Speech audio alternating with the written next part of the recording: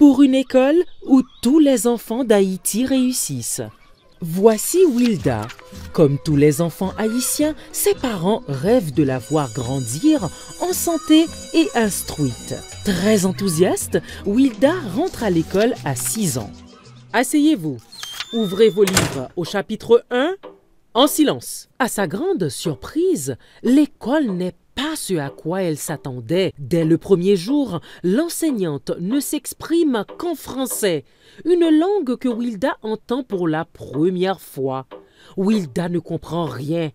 Ses parents l'encouragent, la poussent à apprendre par cœur, mais Wilda poursuit ses études avec beaucoup de difficultés, redouble plusieurs fois, quitte l'école, y retourne sans vraiment apprendre et arrive à 17 ans en 9e année. Elle finit par quitter l'école. Stop! Voilà ce que produit l'école haïtienne pour de nombreux élèves.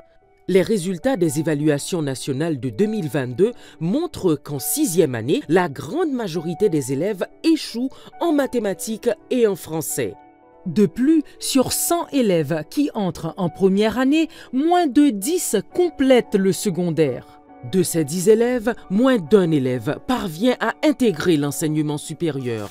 Pourquoi, d'après vous, on en est là?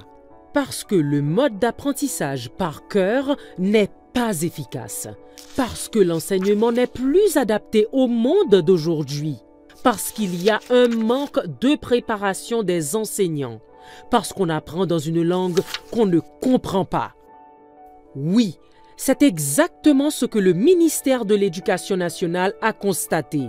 C'est pourquoi il a commencé à transformer l'éducation à travers une réforme. Pour la guider, il a produit un document appelé « Cadre d'orientation curriculaire » qui énonce une nouvelle vision de l'école et du citoyen haïtien. Désormais, le préscolaire devient obligatoire. Les élèves commencent à apprendre en créole, ils continueront à l'apprendre toute leur scolarité avec le français comme langue seconde. L'anglais et l'espagnol seront enseignés à partir de la 5e année. L'objectif est que chacun puisse parler, comprendre, lire et écrire au moins 3 langues, mais surtout que les élèves développent de solides bases en mathématiques et sciences dans leur langue maternelle, le créole.